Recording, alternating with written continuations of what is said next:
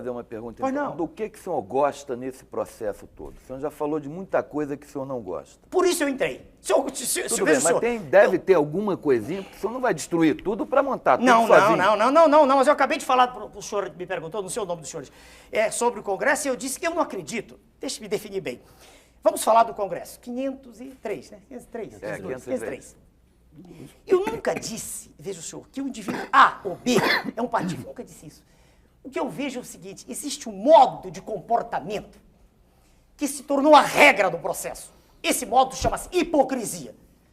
O cidadão não tem coragem de dizer a verdade. Ele tem medo de perder voto aqui, perder voto acolá, ele faz aliança. O senhor inclui os deputados do PRONA também, doutor Enéas? Se acontece com eles? Olha, eu não sei lhe responder. Eu tenho um deputado no PRONA federal, dona Regina Gordilho. E foi o único deputado que veio para o PRONA. E se o senhor disser que ela fez aliança, eu quero crer que não. Tá? Eu quero crer que até hoje ela tem sido de uma lealdade extrema e, muito embora facilmente pudesse estar em outro partido, agora mesmo disseram que ela tem 2% das intenções de voto, saiu no Jornal do Rio de Janeiro, ela se manteve leal a mim. Sem ela eu não teria entrado com uma ação de inconstitucionalidade, e o senhor conhece, pela Constituição eu só poderia entrar com essa ação se tivesse um representante.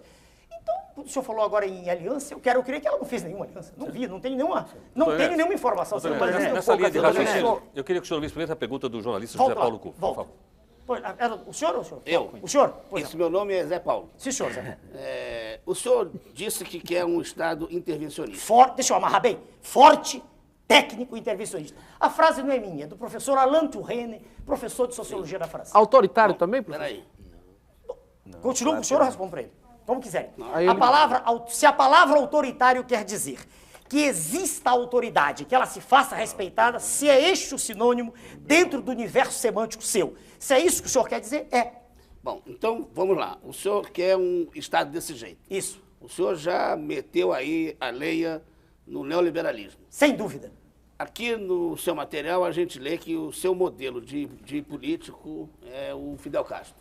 Não disse isso. Não disse isso. Um minutinho só. Perguntaram-me quem eu admirava no exterior. Eu disse pela personalidade forte, pela coragem de enfrentar o monstro. Peraí, mas eu não disse, eu não sou socialista, deixo bem claro, eu defendo a livre iniciativa, eu defendo a economia de mercado, então eu não tenho como modelo o senhor Fidel Castro. Eu não disse isso nunca. Um defensor de uma economia de mercado não liberal, o que é? Ele me perguntou... Posso complementar? Como é que pode combinar a defesa da economia de mercado com um Estado forte, perfeito, eu digo agora. Perfeito, forte, técnico, tudo bem. Com clareza, para o senhor, para todos. Veja bem, primeiro que o que está diante de nós é toda uma encenação, é toda uma farsa. Vamos devagar. Primeiro que o Estado intervém sempre. Vamos ver, agora mesmo, quando foi decretado o Plano Real, esse plano, o último plano, miraculoso, que se estenderá quase certamente até as vésperas dele, quase, né? Ninguém pode afirmar, o processo é muito mutável. Mas quando ele foi decretado, Sua Excelência o Presidente da República recebeu a sua assessoria econômica e lhe apresentaram a taxa de juros com a qual o mercado iria se comportar, ditada pelo governo. O senhor acompanhou. 8,13 ou 31 foi arredondado para 8,2. Agora, hoje ou ontem, um senhor saiu no Globo ontem, 21, por esses dias agora, saiu no Globo, que é impossível continuar com isso. O serviço da dívida pública, o serviço dela, está em torno de 4 bilhões de dólares mensais. Diz o professor Dércio Garcia Munhoz, que não é do PRONA, não é do nosso partido, que não quer dizer nada. Não quer dizer nada. É uma pessoa porque eu tenho profundo respeito. É professor titular de Política Econômica e Economia Internacional em Brasília. Diz ele, não são 4, não. Estão contando só com os títulos em poder do público. Mas se levarmos em conta os títulos do Banco Central, e o Tesouro também paga esse serviço a eles, chega a 6 bilhões de dólares. Ora, meu Deus do céu, não é intervencionista. Só que é intervencionista a favor dos grandes grupos. Eu estou falando de grupos financeiros, não estou nem falando mais em empresa. A empresa, todas estão perdendo. Só as muito grandes que não perdem. As empresas médias, pequenas, todas estão perdendo. Não há estímulo nenhum para o investimento, em produção nenhum. Então, quando eu digo intervencionista, eu digo isso com firmeza, querendo dizer o seguinte, vai intervir mesmo contra esse monstro cuja cabeça está lá fora, no G7, não sei qual deles. É um conjunto, o senhor sabe, harmônico que funciona ali no norte, né, da Pax Borealis. E os tentáculos estão aqui dentro, com os vendilhões da pátria aqui dentro. Então, para repetir com clareza. É aceita a economia de mercado, sim, e é intervencionista, sim. Não naquilo que a empresa está fazendo, é intervencionista, naquilo onde pode ser, eu termino já, na taxa de juros, que será conosco, no mínimo no nível internacional, deixaremos de ser o campeão da usura mundial, com taxa de juros que ultrapassa 28, 30, vão embora as nossas agora. Segundo, na tributação. Por que não? Se ao Estado cabem esses direitos de intervir, e é conversa fiada que é o mercado que faz. Acabei de mostrar agora que a equipe econômica chegou ao presidente e disse vai ser tanto, né? Perguntou e confirmou que ia ser tanto. Ora, se o Estado pode intervir, por que não o fazer? Uma vez que taxas de juros são embutidas obrigatoriamente nos custos. Pois não. Os telespectadores estão insistindo em Claro, fazer perguntas do senhor e eu estou aqui representando. Eu ia desenvolver o assunto. Pois é, nessa linha de raciocínio, o senhor Ernesto Liviano de São Paulo, o senhor Marcos Vinhares querem saber em resumo o seguinte, afinal, o senhor mantém ou o senhor muda o Plano Real se for eleito presidente da República do Brasil? Pelo amor de Deus. Para onde eu viro? Telespectador? Com todo respeito ao senhor e à sua pergunta, como brasileiro, seria o ideal, né? Eu estou falando aqui no nome de todas as pessoas que nasceram nessa terra, como eu. Seria o ideal para nós que desse certo. A situação do nosso país é de trazer lágrimas aos olhos. Qualquer brasileiro sente tristeza de ver o que está acontecendo. O poder aquisitivo foi levado lá embaixo. Qualquer pessoa com o mínimo de lucidez intelectual percebe que o poder aquisitivo caiu fragorosamente desde a primeira etapa do RV, até a última etapa. Quer dizer, claro que como brasileiro eu gostaria que isso desse certo, mas é impossível dar certo. Primeiro que é impossível dar certo... Doutor Ernesto, desculpe, mas que evidência o senhor tem que o poder aquisitivo caiu da URV as para cá? notas, o desafio é feito assim como eu fiz o desafio sobre voto, quando perguntaram sobre quanto eu tenho de voto, eu convidei um senhor jornalista, o senhor Marcelo, do Jornal do Brasil, e disse, o senhor quer ir à rua comigo? O senhor quer escolher a esquina? Como é que o senhor explica, então, que nas pesquisas mais de 70% dos entrevistados apoiam o plano? E até entre os eleitores dos maiores adversários do Fernando Henrique? Fui eu quem mudou o fio. Eu estava falando de mim. Assim como eu tenho a prova hoje de que não é exatamente a realidade, que os dois, três não são exatamente a realidade, há um pouco mais, né, esses que apresentam. Assim também eu tenho certeza, o indivíduo apoia porque ele está iludido.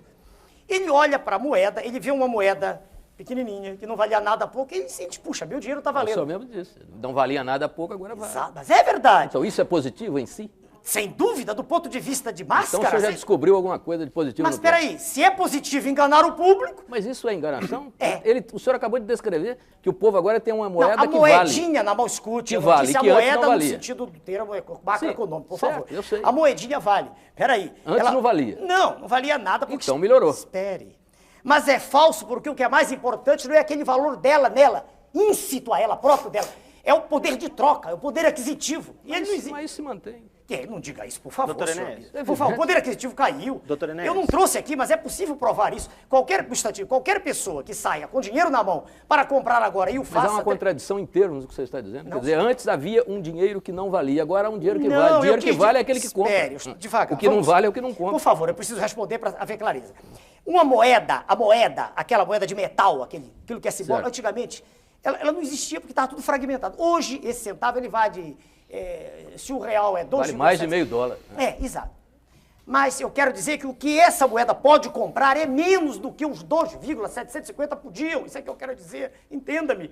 A moeda em si, ela vale 2.750, digamos R$1, 2.750. Só que ela compra muito menos do que os 2.750 compravam. Mas, doutor Enéas, o senhor acha então que a população é tola o suficiente para... A população como é natural em todo e qualquer grupamento humano, ela se deixa levar por um processo colossal de anestesia. É natural isso. Só que isso passa. Essa anestesia, um minutinho. Essa anestesia ocorre em todos esses movimentos. É natural isso. Essa anestesia ocorre todas as vezes que os meios de comunicação, de um modo maciço, apresentam uma ideia. Isso Doutor Ernesto, a dona Maria Helena Prenhorato, nossa telespectadora, quer saber quem é o ministro da Economia do senhor. Quem é que o senhor vai nomear para o Ministério da Economia? Ora, isso... Respeita a senhora... na área econômica, hoje, eu tenho duas pessoas que me ajudam muito. Um é um membro do partido, do PRONA. É um professor da Escola Superior de Guerra, Dr. Marcos Coimbra, titular de análise quantitativa da Universidade Estadual do Rio de Janeiro. Estou me dirigindo para a tela, né? E a outra pessoa não é do PRONA, eu citei antes, é o professor Dércio Garcia Munhoz, porque eu também tenho muito respeito. Mas eu não tenho compromisso com nenhum dos dois de dizer que um deles é o ministro. Em nenhum momento, não há esse compromisso estabelecido. No decorrer do processo, Pode ocorrer de um deles dizer, não, doutor Enéas, é melhor escolhermos uma outra pessoa, eles mesmos. Isso para nós, do PRONA, não é fundamental, nós não estamos trocando cargos. Eu, por exemplo, o senhor perguntar sobre o ministro da Saúde, tem um número enorme de médicos. Eu dei aula para mais de 20 mil médicos. É facílimo escolher alguém. Isso não é preocupação nossa, né? Não é. Doutor Enéas, nós vamos fazer um pequeno intervalo e nós voltamos daqui a pouco com nossa sequência do Roda Viva Especial, entrevistando o doutor Enéas Carneiro, que é o candidato PRONA à presidência da República. Nós voltamos já já.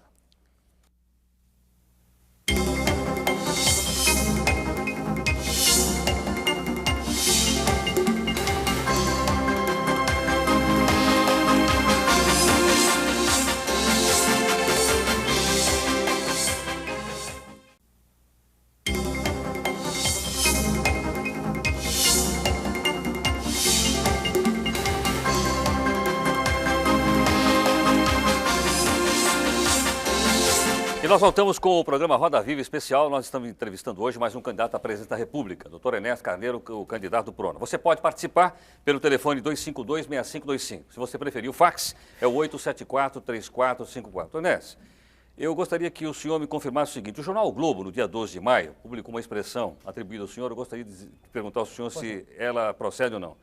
Ele diz o seguinte, que o senhor teria dito que a classe política brasileira é representada pela escória da sociedade. Sem dúvida. O senhor disse isso? Disse com os mesmos termos. Então, eu quero respeitosamente perguntar ao senhor o seguinte, o senhor se inclui nisso? Não, por isso não quis ser candidato a nada. Quando eu disse escória, eu quero dizer o seguinte, é difícil, claro que há exceções em todos os níveis, em todos os meios, mas é difícil o senhor encontrar no cenário político um cientista, um homem que tenha dedicado sua vida à ciência. Geralmente ele sente repugnância pelo processo. E por que ele sente esse sentimento específico? Porque se criou toda uma imagem, que é a imagem das ruas, não é a imagem da imprensa, é a imagem nas ruas, de uma aversão pelo político. O político geralmente é vaiado, o político geralmente é alguém para quem se olha assim, cheio de vida fácil. E quando a gente acompanha todo o processo, a gente vê que, na maioria das vezes, na esmagadora maioria das vezes, o sujeito se aproximou para tirar vantagem. Ele se aproximou porque ele fracassou na vida profissional. Ele não é um indivíduo que tenha tido uma carreira com brilho naquilo que faz. Doutor Enéas, desculpe, nós temos aí concorrendo o maior líder da história do Brasil, que é o Lula, e um brilhante intelectual de nível internacional, que é o Fernando Henrique. Muito bem. O senhor me obriga a caracterizar de modo pessoal, que eu não gosto de fazer, mas quando o senhor diz líder, perdoe-me, se o Partido dos Trabalhadores tem uma estrutura de pensamento tão forte, por que na sua linha de frente, para o cargo máximo da nação, ele apresenta uma pessoa, não tem nada em particular contra esse senhor, mas que é uma pessoa sem preparo? Como sem preparo? Um o por preparo favor, só se adquire na academia? Exatamente. Chegaremos lá. O conceito de preparo isso não faz se limita sentido. aos sábios. Não, preparo. Eu nunca disse que era sábio, senhor. Não digo isso. Eu sou um estudioso de ciência. Veja bem, quando eu digo sem preparo, vamos ser claros, todos nós. Existe uma mística que é criada no sentido de proteger o cidadão A, cidadão B. Por favor, o que é preparo? Preparo adquire-se de modo formal nas escolas. Eu não consigo aceitar, e por isso eu me sinto muito... Um minutinho, senão deixa eu terminar a expressão. Claro, o senhor tem todo o direito claro, de redarguir. Claro, se as escolas não servem para nada, para que elas foram criadas? Não, quem disse que não serve? Isso é um minutinho. Então, se o curso primário, o antigo... As escolas brasileiras hoje servem muito pouco. Bem, eu não fiz a escola atual, senhor. Eu fiz há 50 anos atrás. Sim, mas o senhor concorda que hoje ela serve muito pouco, né? Elas servem pouco, mas é melhor a escola do que a não escola. Permita-me só terminar o pensamento aqui.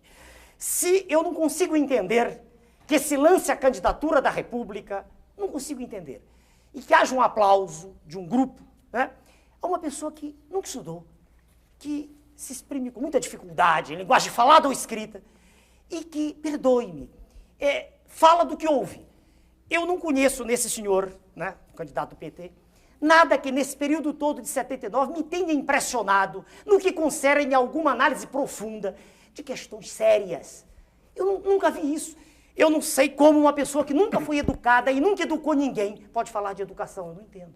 Agora, se o senhor diz que eu estou ofendendo, eu não estou ofendendo, fazendo um diagnóstico. Você está mostrando um preconceito absurdo. Não é preconceito. Veja o senhor, para dirigir um avião, exige-se um curso, um treinamento. Não há nenhuma dúvida. Para dirigir uma escola, exige que a pessoa tenha um diploma. Para ser presidente da República, não se exige nada. Exige que seja um cidadão que tenha legitimidade no seu poder, que tenha o apoio da sociedade. E essas são as Desde que exigências. esse apoio seja manifesto, não dessa forma que é. Como dessa Metade da população se diz insatisfeita, 56% são as estatísticas. Agora, o senhor expõe em todos os programas, nas primeiras páginas de jornais, todos os dias, desde 1979, para as mesmas pessoas, os senhores, e tem as suas razões para isso, os senhores têm todo o direito de ter seus candidatos.